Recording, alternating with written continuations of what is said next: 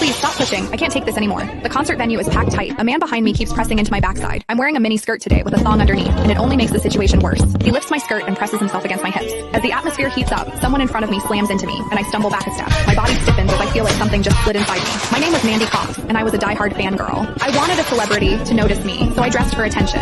I wore heavy makeup and made sure nothing about me went unnoticed. My low-cut top revealed a wide stretch of skin, and my chest bounced with every step. I paired it with a mini skirt that barely covered my thighs and sexy white stockings which hugged my legs. But when I arrived, reality hit. The concert venue was packed so tightly I couldn't move, and the crowd swallowed me whole. The celebrity was never going to notice me. I craned my neck and shouted, "Darling, take me." I never imagined that line would draw the wrong kind of attention. Instead of the celebrity, it caught a filthy creep. After I shouted it, I became aware of a man behind me, repeatedly bumping into me. At first, I brushed it off. In a crowd that dense, accidental contact was easy to explain, but the feeling wouldn't go away. Something hard kept pressing against my butt from behind. I assumed I'd accidentally backed into his hand where it rested behind me, so I turned and offered a polite apology. "Sorry, I didn't mean to bump into you." He paused, then flashed a leering smile and said, "It's okay, I don't mind." When I turned back toward the stage, I felt him press against me again, more deliberate than before. I kept my attention on the celebrity on stage and shut him out. The man became increasingly brazen, pulling up my skirt and pressing close against my backside. I had only a thong on underneath, which left my butt exposed. I felt his touch directly against my skin and assumed it was his finger. Only then did I realize something was wrong. The pressure was warm and solid in a way a finger could never be.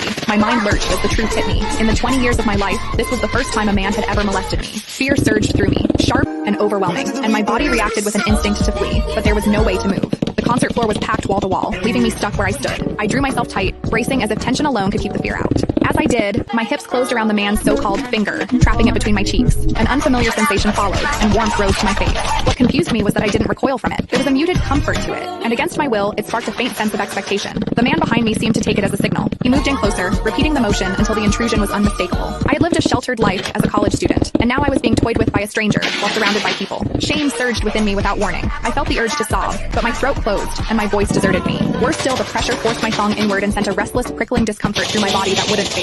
A quiet, involuntary sound escaped me, and the embarrassment followed instantly. I gathered myself and strained to suppress it, holding it down until my throat tightened. The blaring music and the screams around me drowned everything out. With every eye fixed on the stage, no one was aware of what was happening to me. At the same time, the intensity continued to rise, touching something deep inside me. I bit down on my lip as cold sweat traced my spine. My awareness was tipping back and forth between humiliation and a pleasure I couldn't bring myself to name. I knew I couldn't take it anymore if it continued, so I turned sharply to face the man behind me. "Please stop pushing. I can't take this anymore." When I finished speaking, the man leaned toward me and whispered in my ear, "Is it exciting, the way I'm pushing against you?" The shame was overwhelming, and I was on the verge of crying. "I'm a virgin. I've never done that kind of thing. Please, let me go." He didn't stop. Instead, his gaze burned deeper as he seized my waist, the pressure growing stronger. "You're really a virgin? Then let me show you what it feels like to be a woman." Click the link in my bio to get the full story for free.